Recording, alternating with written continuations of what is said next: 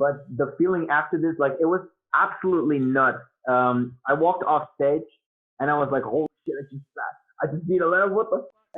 And like Right. everyone, like all my friends, like I remember we had this girl, maybe you know her, Rilana from the Netherlands. She travels to all the battles, and she was like crying. She was like, you won.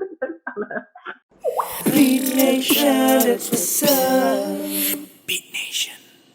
Hey guys, welcome to Staying on Beat podcast. If you guys are living in May of 2020, I hope you guys are staying safe. Hope you guys are staying healthy. We are right here in my cozy living room, and I have with me a guy all the way from the Netherlands. He is, gotta say, one of the most, like at this point, he's one of the legends, or he's definitely for me one of the legends in the beatboxing world.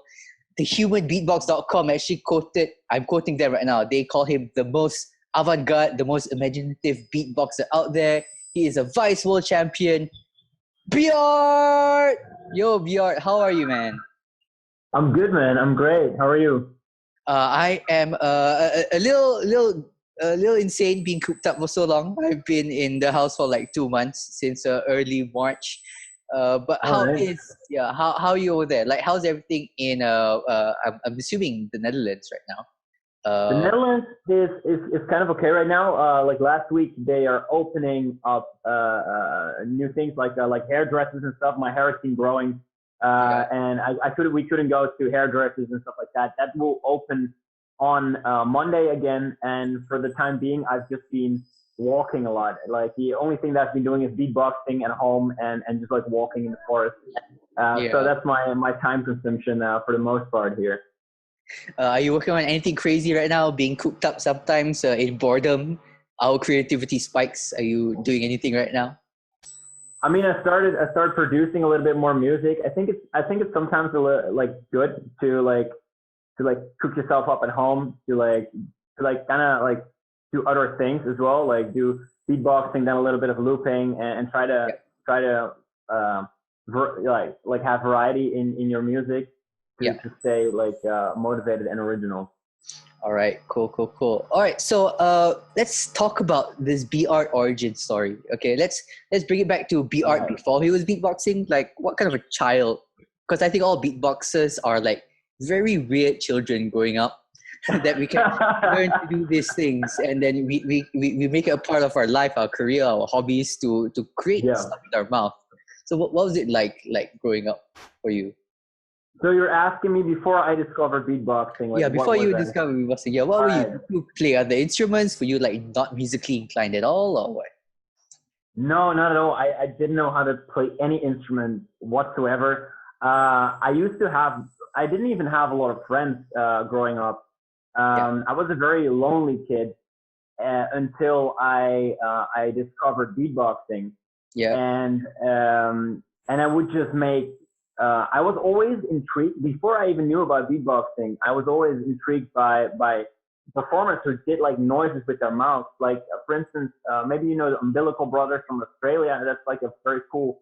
They have a very cool show with like mouth sounds that they make. We had some Dutch comedians from my country that used a little bit of beatbox in their shows, and I was always so amazed by this little beatbox, and it was not even good, you know. Like if I look back at it now and you see this footage of the comedians making beatbox, you would be like, oh, that's so bad, right? But when I was a kid, I was like, whoa, that's sick. How does he do that with his mouth?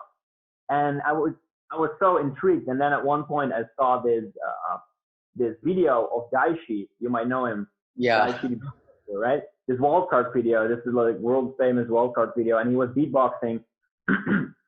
And that was the first beatbox I saw in my entire life. And I was so amazed as a kid. Like I saw that. I think I was 14 or 15 years old when I saw it, maybe younger.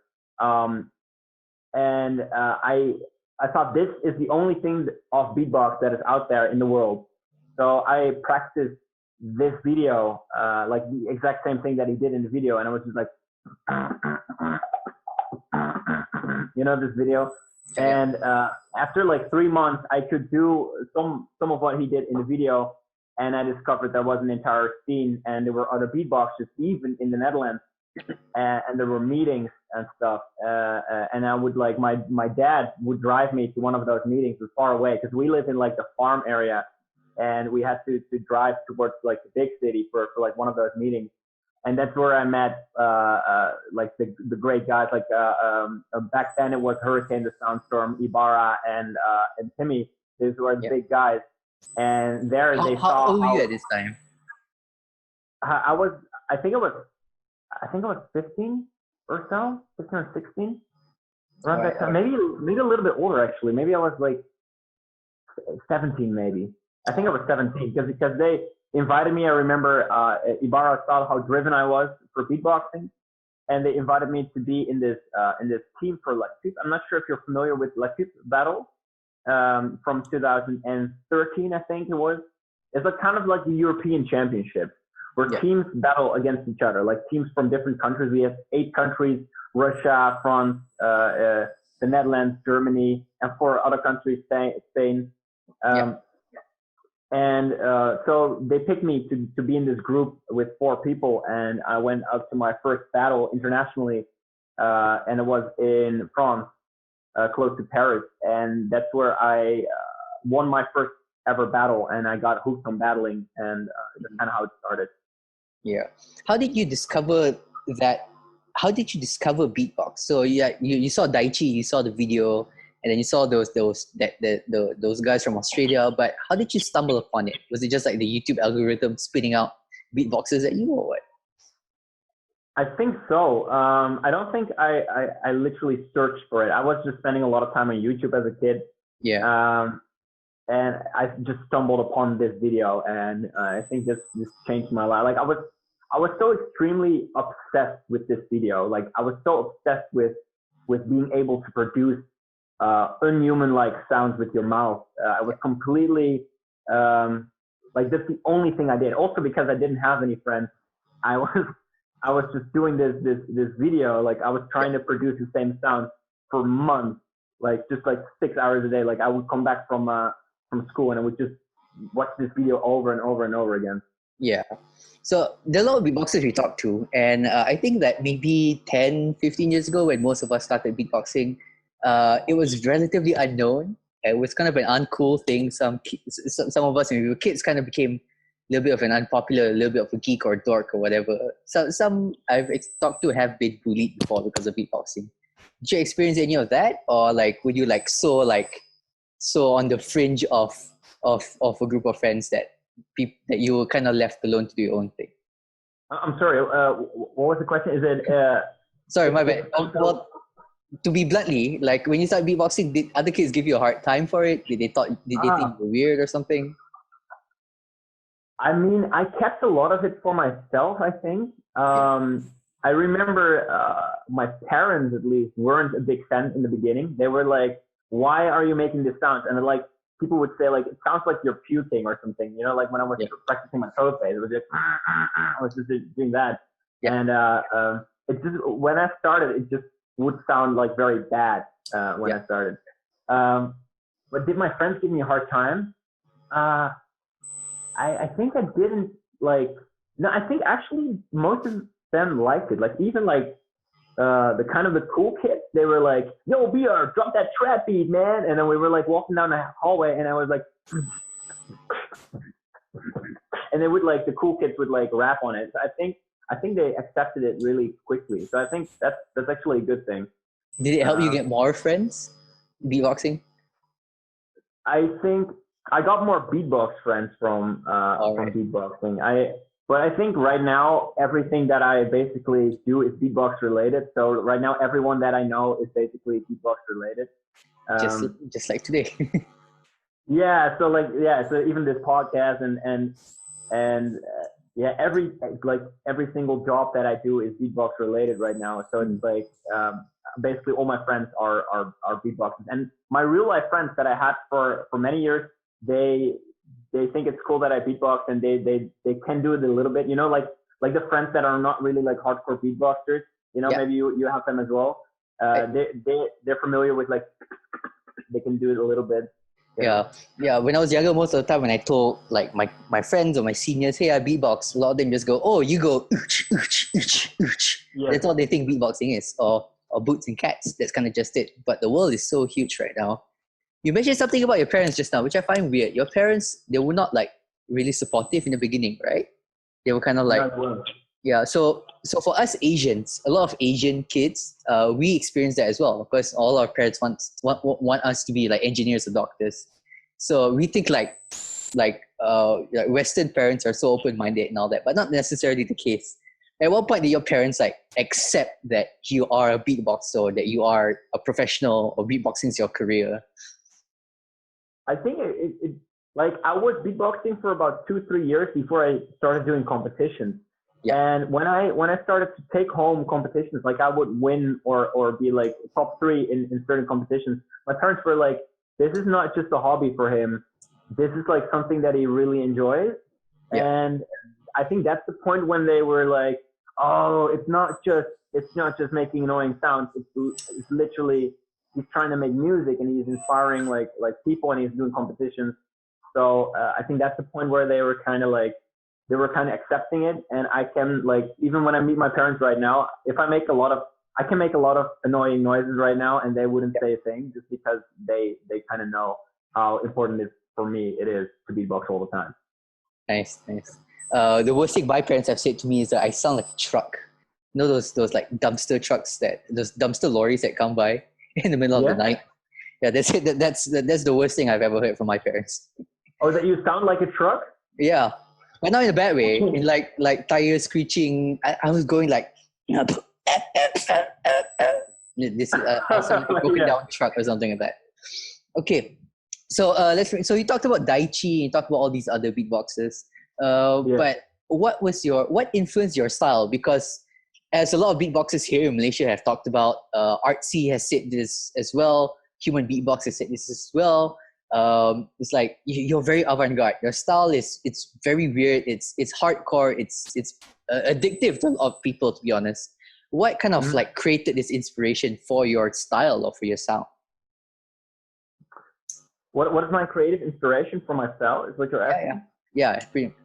Like from the beginning until now, like does it change as well also? I think a fun thing to say is when I started developing my own style, I used to always copy a lot of beatboxes when I started, as most people do. Yeah. And one of my biggest influences were Korean Effect, Slizzer, and Reed Swan. And after a while, I remember there was like this wall card competition. And I think Beat Rhino, you know Beat Rhino? Yeah. From the States, he won this competition by just making like really strange noises. And I remember that was kind of a point where I was like, wow, that's so cool. He does his own stuff and he still wins like a wall card, you know? Yeah. And that's when I started to really like try to make different sounds. Like I figured if I made sounds that nobody else could make, anything that you do with these sounds is automatically original.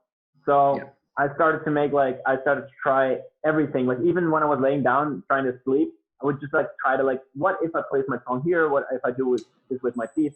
Can I create different sounds? And that's how I developed like some new sounds that I could use in like, and then the beat is automatically original. So that's like a big like influence point that I had, like Beat Rhino, getting this wall card with such like original weird sounds that changed my perspective on beatboxing a lot. And I think right now it kind of became a full circle, which like right now I'm not trying to make as crazy sounds like all over the place sounds anymore. I try to make it sound more like music, but still with like sounds that are like or difficult or original, if that makes sense. So what would you say is a true, like, what's a B-art sound? What's the B-art sound? And I don't know, like obviously, but this is still like,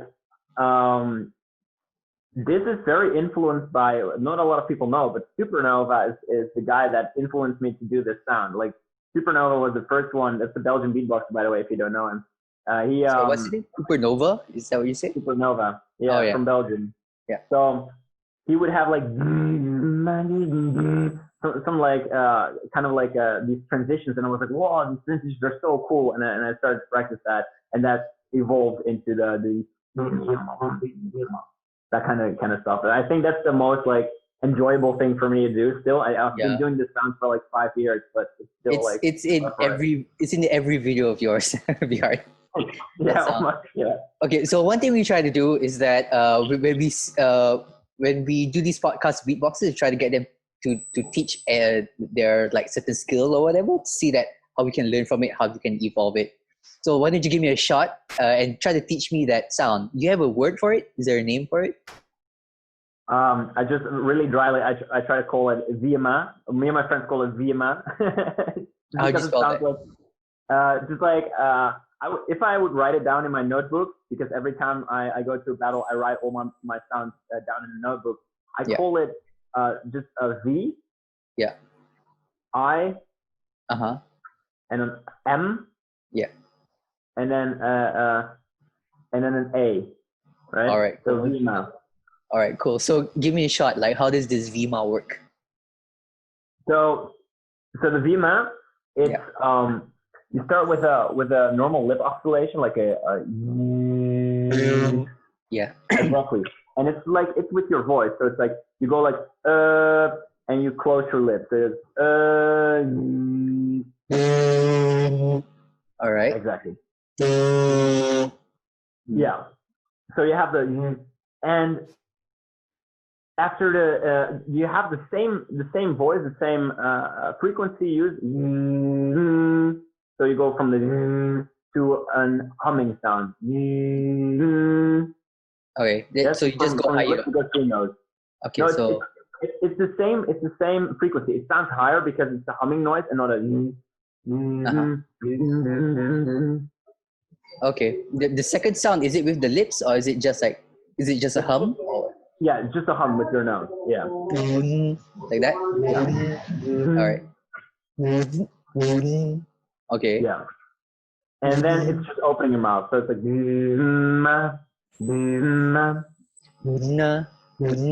just like that? Yeah, there's 3 sounds like okay. Just that?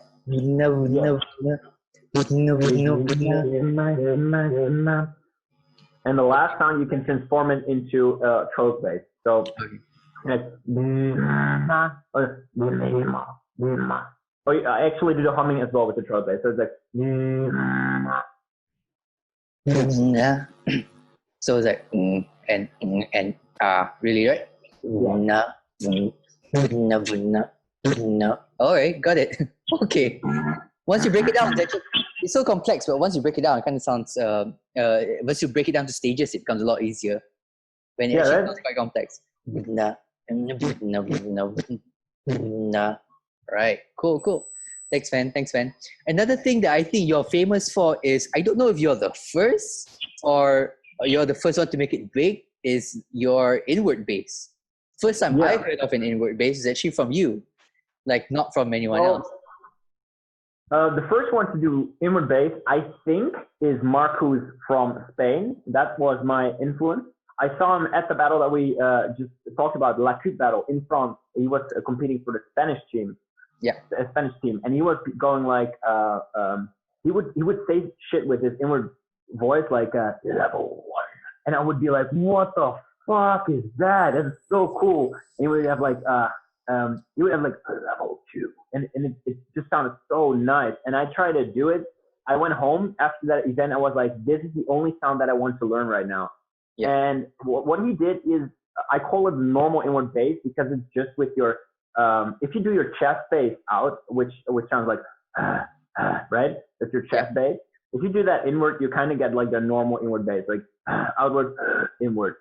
And I didn't want to sound like that. I didn't want to sound like him. So I wanted to make it like my own. And so I was trying to make it sound like lower. And so I came across like, if I went like this, like if I bowed my neck and I would do the slither bass outward, like the, and I do that inward, I would get the, and I would get like my inward bass. And then I would combine it with the rolling of the tongue like that, right? And then I would get like the. So That was the first inward bass I've heard, Yeah. like ever. Yeah. So that's how I made this sound, and I love to use it now because it's such a dirty sound, you know. Yeah. Do you think inward bass is overused right now? Like it's used in almost every drop right now, in lots of permutation. Do you think it's overused?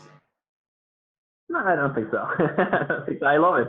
I think even if I like hear every individual, like that's the same thing with throat bass. I don't think throat bass is overused too because it just sounds so good. Like if I listen to for instance Article, I'm like every time I'm listening to him, my face goes like I'm like, oh shit, it's so nasty, right? It's It's like, oh. It's so crazy how he uses it, and I have no clue how he sounds so like electronic with this inward bass. Yeah. So I like how it's used in such different ways, and I don't get tired of the inward bass, so I don't think it's overused now. Yeah. Do you ever like? We were talking to a D Nice earlier today, and she said that she's beatboxed to the point that she damaged her vocal cords a little bit. Has that ever happened with you? Like, because you're one of the heaviest beatboxers out there, inward, outward, everything in between. Have you ever like hurt yourself? Yeah, I think if I don't beatbox, sometimes I take some breaks from like heavy beatbox. Like during the day, I will do like patterns all the time. Like those don't really restrict your voice. But if I'm like practicing for a video and it has like heavy inward bass, it's sometimes like in the evening it will hurt. I don't think I hurt my vocal cords too much. I think also I don't sing a lot because I can't sing for shit. Like my singing voice is absolutely terrible. So I'm exactly the same. So I try to use it as the least amount of possible. But yeah, sometimes like it hurts a little bit. But it's not nothing too bad. Yeah.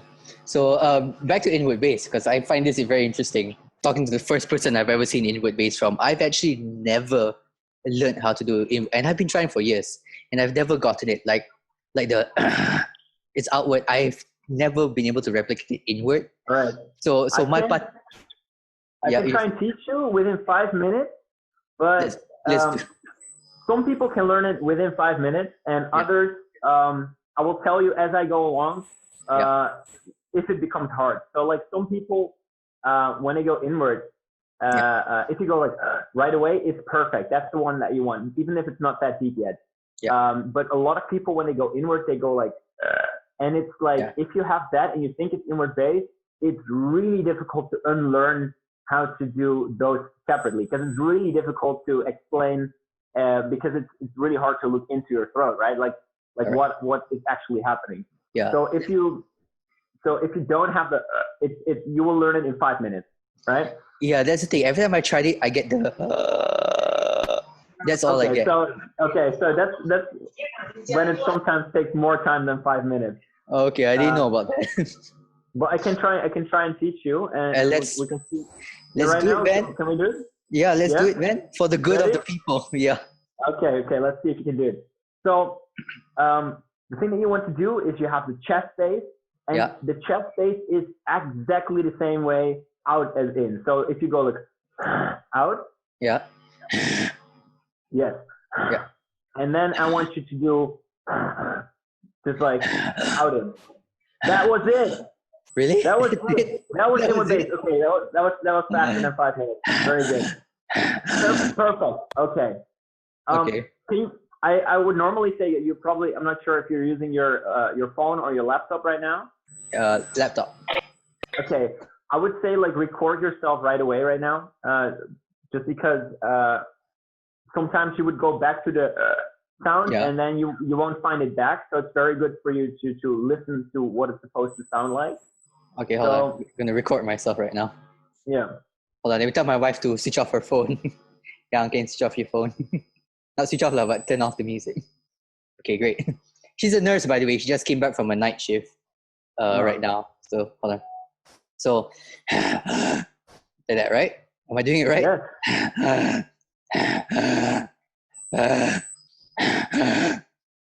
That is the inward bass. So wow. Okay. now it sounds like it's like, and it will sound better. It's just like that is the vibration that you want to have, that you just already have. So that's perfect. So if you try to do this,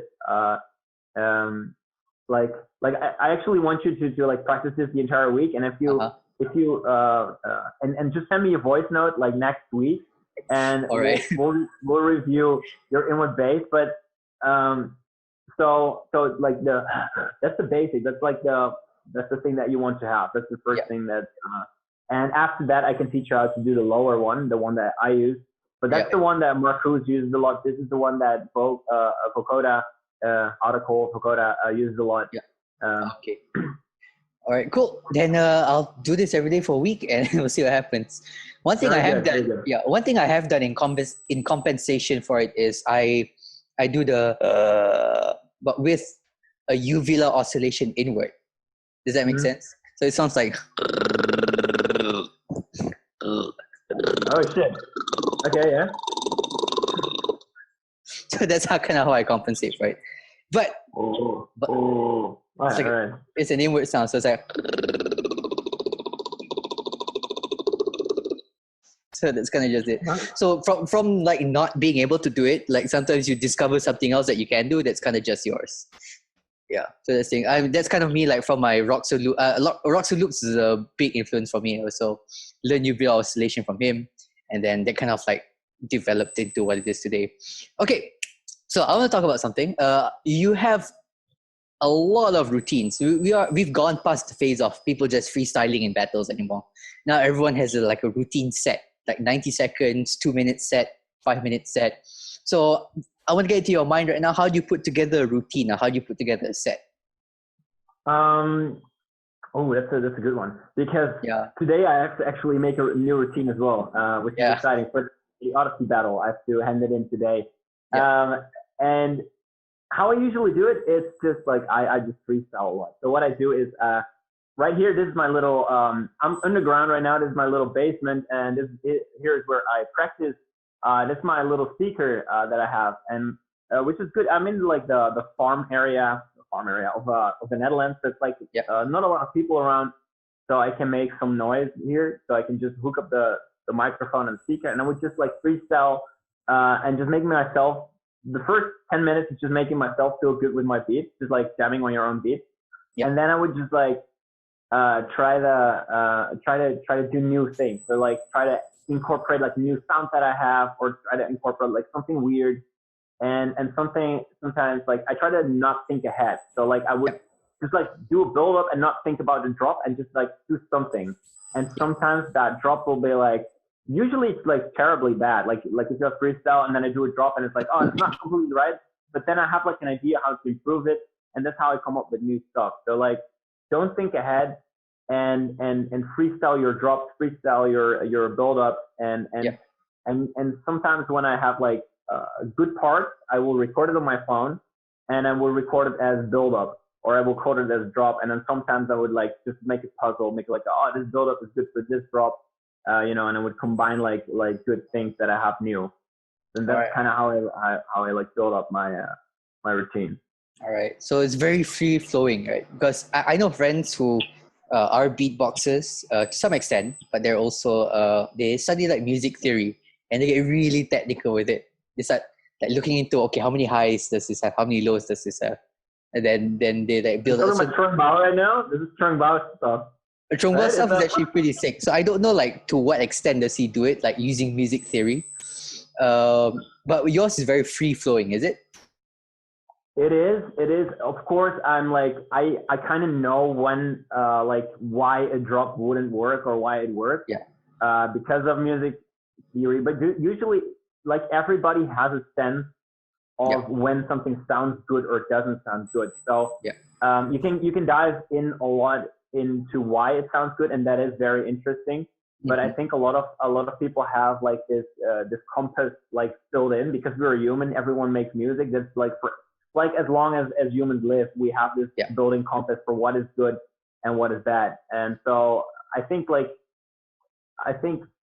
so just listen to yourself and just make yourself feel good with your music. I think that's the biggest tip I can give. Yeah. So I saw your video. You did like this 10-year beatboxing thing. Like, So 10, 12, 11 until 2020. Was it 2009? Sorry, 2009 until 2019. Oh yeah. The Yeah. 10-year video. Yeah. So the 10-year video, like how would you define your change from maybe 2010 BR to 2020 BR? Like what is the difference? Because sometimes I hear old recording of myself and I'm just like, why do I sound exactly the same sometimes? I think it started off like Carrying the Facts was a big influence on me, and also Alem.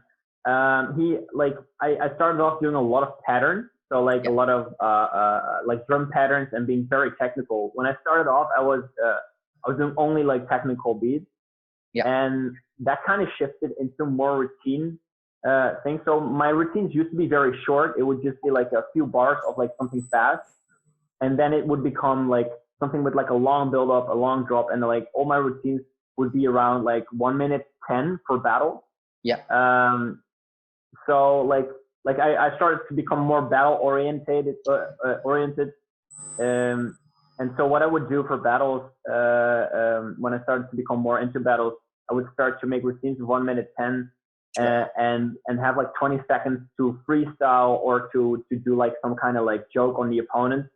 So like I would have like a big routine and like a small routine, but if the opponent would say something stupid, I would have like 20 seconds to make him feel bad. You know, it sounds terrible, but you know what I mean. Right. Do you remember like your first battle experience? My what? Your first battle experience. You remember that? Yeah. Like what was it like?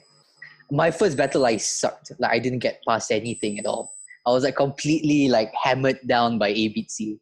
That was my first battle experience. What was yours like? And who was it against?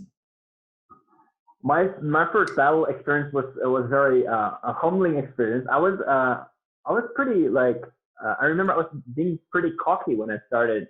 I thought a lot about my own beatbox when I started, and I didn't meet anyone, right? I just saw some beatboxes on YouTube, and I was like, oh, I'm so much better than this, right? And then I started doing my first battle, and I was young, and there was like a draw system, like out of a head, and I faced the worst guy out of the competition. Like he was like, I was like, I'm gonna beat this guy like easily. But I've never been on stage. I'd never like hold a microphone in my life, and he completely destroyed me because I was just like completely quiet on the microphone. I had no like experience how to be on stage. I was just like very quiet like this on stage, and I think that was like a very good experience for me because it kind of humbled me. I was like I have so much to learn. Like being on stage is so different than being at home. And I think I got just like a massive respect for everyone that even tries beatboxing. Right. So this is a good transition. So I'm looking at the chats right now. There are a few questions. Ken Lowe, shout out to Ken. He asked, how did it feel when you realized you just beat Alem? That was probably my craziest feeling I've ever had in my life. Yeah. Beating Alem was insane. Like I know the battle videos, they look terrible, and we all sound like shit. My throat sounds absolutely terrible in the videos. For the people that were there, maybe they're in the chat. If someone was actually at the World Championships, please let me know. The sound was pretty decent. So like everything that you see there just like was 10 times better in live, both from my opponents as from me.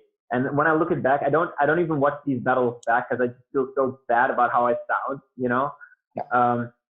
But the feeling after this, like, it was absolutely nuts. I walked off stage and I was like, holy shit, I just beat Alem, what the fuck? And like everyone, like all my friends, like I remember we had this girl, maybe you know her, Rilana from the Netherlands. She travels to all the battles, and she was like crying. She was like, you won against Alem. And like people were hugging. It was the craziest experience. It was really strange, but also really sick. And I remember Alem after this battle came up to me, and he would go in his French accent, because his English is improving every year. But I love his French accent still. You know, he's like, yeah, definitely. Yeah, you beat me in your style. And he was like, he was so friendly. He was so nice. He was like, yes, you did defeat, and I did defeat, and you defeated me, right? and we hugged, and then it was dope. It was dope. He was very cool about it. Oh, that's great. I love a beatboxer that can take a loss like that. I think it just shows that they kind of, as much as they want to win, they appreciate the art of beatboxing more than anything. And I think that's great. Moving on, E.T. Asked, so he's more of a, this question is more for new beatboxers. It's like, what would you suggest new beatboxers to learn first? Oh, that's a good one. I would try to find what you enjoy, and I know this is like a very vague thing maybe, but it's like it's kind of not. It's like just like I can give you a more practical answer as well, but like in general, I would just try to freestyle and try to find what kind of things you really like to do, and I think that's really important, and that will kind of give you your first goal to where to head to. In the more practical sense, I would start with getting your mouth muscles used to certain patterns. I think that's really important for the muscles in your mouth to get accustomed to the speed that you're doing. And like one of the most easy techniques to do for beginners to learn is TKs. And I think that's a very good one to get your mouth used to certain fast movements of your jaw. So if you just go like those are like things that are really nice to get your jaw going. All right. Let's see now. Okay, let's get another one from this one's from Jason. How do you get someone interested into in beatboxing? He probably has someone he wants to, like, I don't know if it's a girl or a guy or whatever, but he's trying to get someone into beatboxing, I assume. How do you get someone into that? Wow. Some real hard questions. Yeah. I never try to get anyone into beatboxing. I just like, if they genuinely like it, I would never push someone to like something. But if you kind of want to have someone into beatboxing, I would try to show like some video that is kind of commercial, kind of not. So like, I would just show like you could even start with like a loop station battle, and then just like have like a more musical kind of beatboxer. I think most people that don't understand beatbox at all, I think they would enjoy like some musical pieces. So I would just like try to show something like musical that is also beatbox. And if they really like it, then you can just like start to get them into more technical stuff, you know? Yeah. Maybe something like that. Yeah. Speaking of musical, we have one of the more musical beatboxers I have ever known in the chat. His name's Stitch. Do you know Stitch? Stitch? Yeah, Stitch beatbox. You know? No. Okay, never mind. It's like from Stitch from the Blue Animal, or no?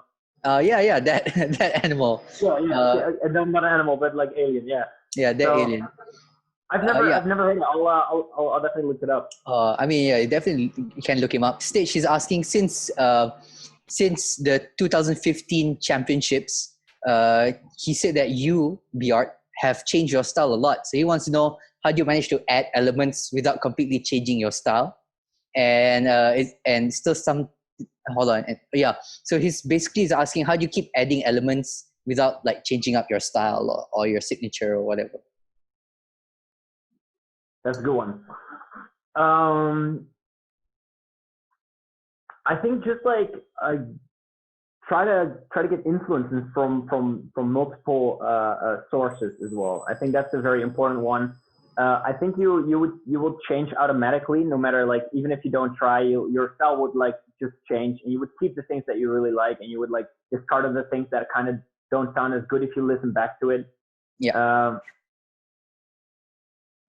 I think that's mostly it. I think get different sources, and I would always try, like, what always ends up happening is I try to do a sound that I can't do at all, and then I would get a different sound instead of that. So for instance, you have like a river, for instance. River has like this like,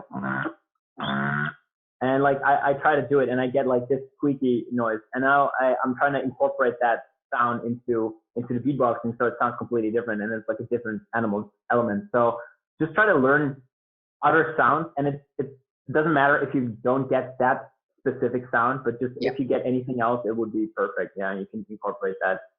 All right, cool. Stitch, I hope that answered your question.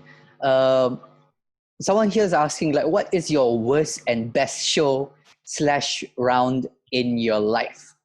Like, you remember your worst? I remember my worst. It was terrible. I also remember my best. What is yours? My worst one is the one I did one battle and I was so ashamed after this battle. I Yeah. was so nervous. I used to be extremely nervous on stage. Every time when I would battle, all my first battles, I would be so stressed that I would almost puke on stage. Yeah, and I'm not kidding. I'm not over exaggerating. Like I would literally feel like I would have to puke. And there was one battle that I was so nervous, and it was against Alexinho. I remember it was during a shootout battle. I'm not sure which year this was. Maybe 2014 or so. And I would like, out of nervousness, I would like look very aggressive. And at one point in my show, like I would beatboxing and I would bump against him, and it would look so aggressive and so mean, and it was not like something that I wanted to do at all. You know, and I was so ashamed after this battle, but nobody took it personally, you know? Yeah. But sometimes that happens, you know, especially if you're nervous. So that was like one of the worst battle experiences I had. I think one of the best ones was against Blizzard. I always like battling against Blizzard. What year is this? I battled 2 times or 3 times against Blizzard. One of my favorite ones is the one in China, in Foshan, China. We did a battle which was called the Beatbox Classic, the Beatbox World Classic, and I battled Slither there, and it was just such a friendly battle. It's always so friendly with him, such a nice guy. Yeah. What about shows? Like, what was your worst show you've ever done?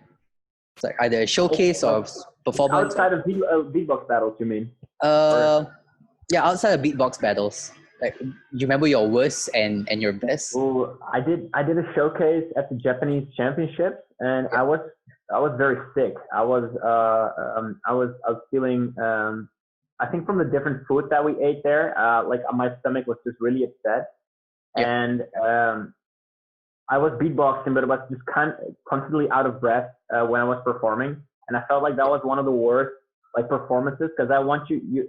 Especially my style is like very aggressive and in your face and really a lot of emotion, but I couldn't bring any of that. So I didn't like that show too much. Yeah, I get you. There was this one time, like, the first time I ever beatboxed in a suit and tie kind of situation. I had no idea how much that takes away from your air. And then you just sound like out of breath the whole time. And you can barely do an 8-beat without needing to take a big breath in.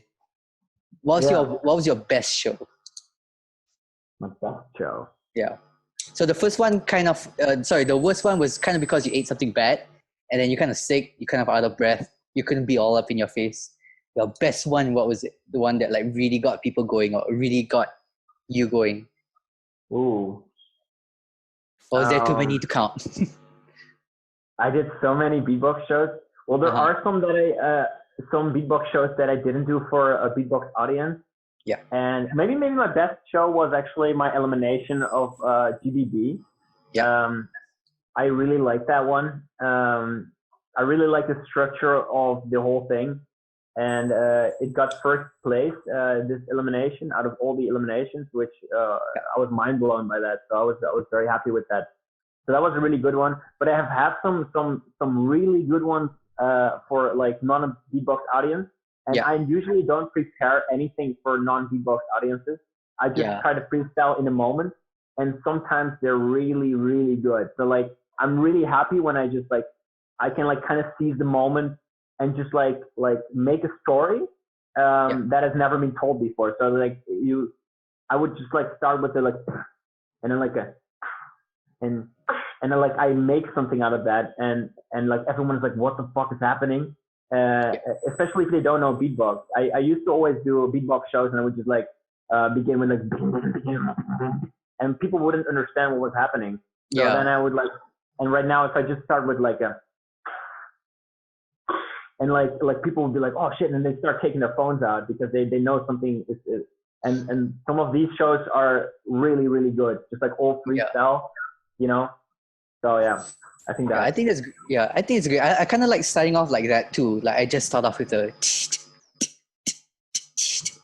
and then just slowly add one at a time, just for them to realize that, because they have no concept of beatboxing, right? They come in and it's like, oh, this guy is like, it's not jarring enough for them to realize, oh, look, he's doing something. Wait, he's adding something else. Wait, he's adding something else. Wait, what? He's adding something on top of that. Rather, if you just go completely like crazy technical, people are just like, they would probably just think it's music playing in the background or whatever. But you mentioned battles just now. I got here a question. This one's from Artsy. He's saying that you and Alex Zino have a rivalry. I've seen many battles between you and Alex Zino. He defined it as Naruto versus Sasuke. And his question is like, how do you like define the difference in style between you and Alex Zino when you guys? Oh, okay. Difference in style, cool. Yeah. So I would say I'm more structured, and I have like a beat from beginning to end, and then but he can in any point of the battle he can take the battle. He is such a battler. His technicality and patterns are out of this world, are so good, and he's more like a technical pattern based beatboxer that can just he can just take one sound of you and just destroy you with this sound. And my style is more structured, and it has more like a build up, then a drop, then a second build up, second drop, and then like something at the end. Yeah. And whereas he can go anywhere, and so it's really scary to to battle against a beatboxer like that. So I think that's the biggest difference. And it's actually funny to say because Alex and I I can tell you we never I think the first years that we would battle and meet each other at events, we never really connected in any way too much. Like we would always have our own thing going on. Yeah. And last year we went to was 1.5 years ago. We judged both Hong Kong and Japan. Yeah. And we became really good friends after that. Like in this week we got so close, and that's really cool because we never hanged out before that, and during this battle we got really to be really buddies of each other. So that's really dope. Oh, okay, cool. And so you guys are like super tight, super close right now, right? Yeah, definitely. Yeah. Oh, okay, cool. Okay, just moving on. A couple more questions. AFQ is asking, how do you get such powerful sounds? Like, where do you get the power behind it? That is by beatboxing always on I always say to my students, beatbox on 80% of your maximum all the time, because you will just your body is has a very good mechanism. If you go to the gym, for instance, if your body notices the body can't keep up with how much weight you're pressing, then your body starts to adapt in order to be able to push that much weight. And it's the same thing with being powerful. Like if you're constantly being really powerful, but you're out of breath or something constantly, your body will adapt and make it so that you can actually perform that without getting out of breath. So I would try to always beatbox a little bit over a little bit more than what your maximum normally would be, and that's how you push your power a lot. Another thing that I could say is just always practice with microphone if you can. I know a lot of people are in a very difficult situation at home and they can't really practice at home with a speaker, but if you can, or if you can go to a place or a practice room where there is a speaker, please practice on speaker, because 50% of how powerful I am is just because I know how to hold a microphone properly. Yeah. So it's a mixture of pretty much going for voice gym session, like working out your voice, and then proper mic technique. It's pretty much it, right?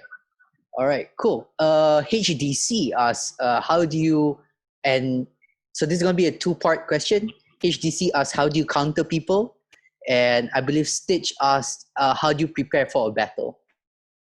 I know Alem has he creates beats for so this is his beat to counter technical people. This is his beat to counter musical people. How do you prepare and how do you counter people? Yeah, so Alem, I know he has like this book, and he writes down every single name that he thinks he might face, and then how he would like react when he does something. And that's like, for me personally, that would be way too stressful. My focus on battling is more about myself. I just want to be the best beatboxer myself, and I don't focus too much on what my opponents are going to do. If I have like a battle move, I just like think of it just before the battle usually, and how to counter. Like I counter usually when someone does something really drastic or says something. Usually when someone opens their mouth and says a certain line, it's really easy to just repeat the line. It's so stupid, sounds so stupid, but it's so effective. When someone says something and you build up and you say the exact same thing the other person just said and then drop your drop, it's already considered like a battle move. You know? I think the dopest things that you can do during a battle is not just when someone does something at the end, not just do it for like 2 seconds, because when I judge, we always have a little fun with the judges when people are performing and someone does a beat and the other does it for like 2 seconds. We call it like the 2-second comeback, you know, and it's kind of lame a little bit. You know what I mean? Sometimes it's cool, but like. You don't want to do like the 2-second comeback. I think it's cool when you take that beat and make it your own, kind of, you know, like you're taking that beat and then you transition into the thing that you wanted to do instead of just going like, and it's like, oh no, my style, and then you do your thing. It's kind of like overdone. So try to avoid that as much as you can. So like listen to what the other person says or very particular things that they do. A good example of this would be when I battled Codfish, for instance. He did like this. I'm not sure if you remember that. He would like do like 2 hi-hats and he would like touch me like, and I just did the same thing. I did it back, and people were like, oh shit, you know. It's a very simple battle move, but it kind of works. Yeah, just throw it back at them, right? Yeah, exactly. Yeah, I mean, I would do this thing where I would dance to, I would kind of do their beat and then dance, like do like the silliest dance to it, just to show how stupid their technique is. I like that. Okay, Hartzell asks, like, how do you become a good judge? Oh, well, judge a lot. I think judging a lot is really like I underrated the fact that if you judge a lot, you will judge differently. When I started to be a judge, I would always have this idea that like if you are a good beatboxer, you are automatically a good judge, but that's not the case. I think the more you judge, the more you not only have you develop like a style of judging, if that makes sense. So like I judge more and more accurately the more I judge. So yeah, it's just judge a lot, I think, and also talk with other people about why something is good and why something is bad. And also like hanging around with like a couple of the best beatboxers is always good. Like when I judge like a big competition and other amazing beatboxers are sitting next to me and on a table, like discussing sometimes something happens and sharing opinions about certain things that happen is really important for your judging game. All right, sick. You mentioned you were doing a lot of loop station right now, right? So Ken Lo, who is our Malaysian loop station champion right now, he's asking, what's your creative process when creating loop station tracks? Because I assume it takes another layer of thinking, right? Than just like freestyle or soloing, right? Yeah, like beatboxing is completely like, it's so different than looping, but you can use beatbox elements of how you could create like beats with normal like solo beatbox into your loop station thing. My creative process on the loop station, I'm not sure if I have any. It's just I just try to make like I think I start with a melody. Actually, I start with a melody and then I create like a beat around it, and then I think about how can I translate this to a nice drop. I think that's kind of how I do it. I started with like a very catchy melody because I love melodies. And then I start to try to, and then I just like figure out with the effects what is possible with this melody and how can I make like a nice satisfying drop. I think that's kind of how I do it. Oh, all right, cool. So you create the melody first, then what? Then you start layering it from there. Because a lot of Yeah, beatboxers, I think Ken does this. He starts off with the beat first, and then goes into the melody as well. Is there a right or wrong way to get into looping or loop station? definitely not. It's like, I mean, it's the same way as I feel like with any art form there is. Like, Yeah. I think there's no right or wrong way as long as you're enjoying yourself. And I think the more you find something, like I say this all the time, the more you find something that you enjoy doing, the more other people will enjoy it too. So um, just find something that you like. There is no perfect way. I don't like teachers that say like, okay, do this, and you will become a great beatboxer, because that doesn't work for everybody. And us beatboxers, we are strange people. You know that yourself, right? Yeah. Like we're all like, we all have our own mental process, and everything that I say also today works for me. But just don't take that as an absolute truth, right? Like when I teach, I always say like find your own way in this. And if the thing, like I will help you, and I can tell you from my experience how it works for me, but you have to find your way and how that works for you. So if I say, I always create the melody first, and you were like, oh no, I never created the melody first, so stupid of me. That's, don't think like that. Just like have your, like, try to find your own creative process in this, and this works for me, and you can try it out, and if it works for you too, that's perfect. All right. Let's go through one of our last questions. Also from Ken, what sound or technique do you want to learn but can't do or still can't get yet? Oh, I would like to use the spit snare more often. Yep, that one. Like, it's so good. I can't do it.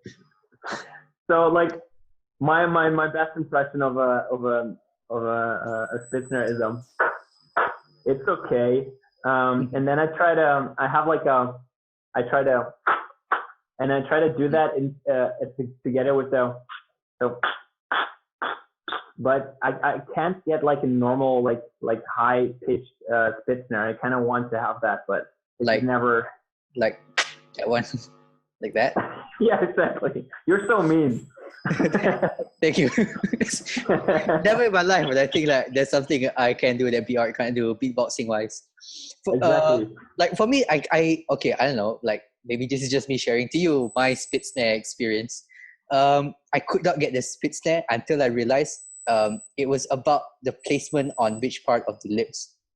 So Okay. I always What do tried you to, do? in the beginning, I kept doing the spit snare in the middle, like, and then it kind of just sounds like a fart, like, okay. And then I kind of moved it to the side because I saw everyone was doing it to the side, and I was like, and it just came out like that. Until one day I kind of like just like haphazardly trying it, and then it came out here. So it's like, and then there's an so it's just like where I put it in my. Hold on. I'm like halfway sneezing, which is kind of like where I have it in, where you kind of have it in your lips. So you kind of like try to hold a position and then you kind of push it out of that. This one Beatsy taught me. Just hold it in here and you get. Yeah. But you still like, do you push your under lip over your upper lip or the other way around? No, not at all. I don't really move the lips up or down. It's just like Okay. just like an area. In fact, Artsy, he's in here right now. He can do a multi-spit snare. So he kind of does it outwards and kind of alternates an outward spit snare with an inward spit snare, which I still don't know how he does. Then he just goes like how you go. Yeah. Yeah, he does that with spit snares. Like something like that. And he does that so fast. It's like crazy. Yeah, I want to be able to do that. I really enjoy that technique, but I just haven't found a way. Yeah. The first time I heard it was of course I heard it with BMG, and I was like, that's such a striking sound. And you can do it like unvocally as well. So you can do like the which is great. Okay, so it's actually now 7. I'm fasting right now because I don't know if you have any Muslim friends over in the Netherlands. Month of Ramadan is a fasting month, so I have another 15 minutes before I need to break my fast. Let's start with a quick beatbox shout out to Beatnation.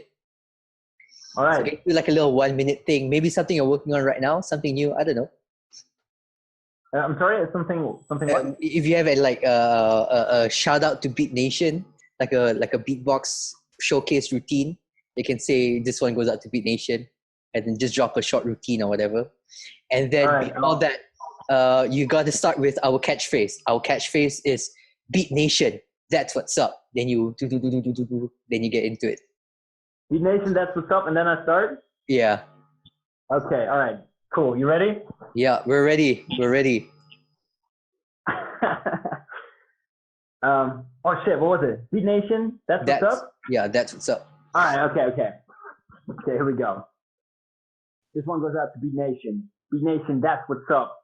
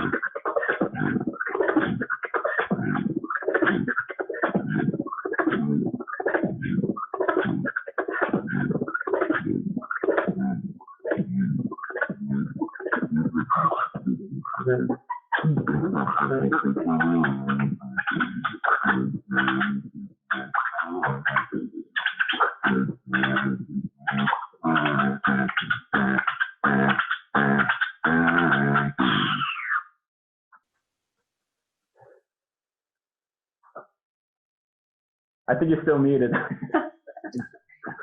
Let me repeat that. Sick VR, sick. Thank you so much. Like these, your phone microphone does not do it justice. I've heard you. Amazing. Yeah, Thank you so much, dude. Okay, let's end it with the last thing you want to share to any beatboxer, new or old, hobby or professional, just getting back into it, or long-time fan. What have you got to say to them? Okay, so what to take out of all of this, what I just said, do something that you like is the most important thing. If you have, I get the question a lot, like, what do you do when you don't feel inspired anymore? Just listen to your body a lot. I think that's a very good one. You will get inspired. Sometimes it takes a week or a month, but you always will get into an inspired and original state. So like, just like allow yourself to take a break sometimes as well. Like breaks are not like bad for you. So that's most of it. Just like freestyle a lot, make new things, and do the things that you absolutely love to do. Yeah. All right. Thank you. And on that note, thank you guys. Thank you guys for tuning in on all our guests that's in today. Thank you very much. This was the Staying on Beat podcast. Beatnation, that's what's up. Ciao, guys. All right. Beatnation, that's what's up.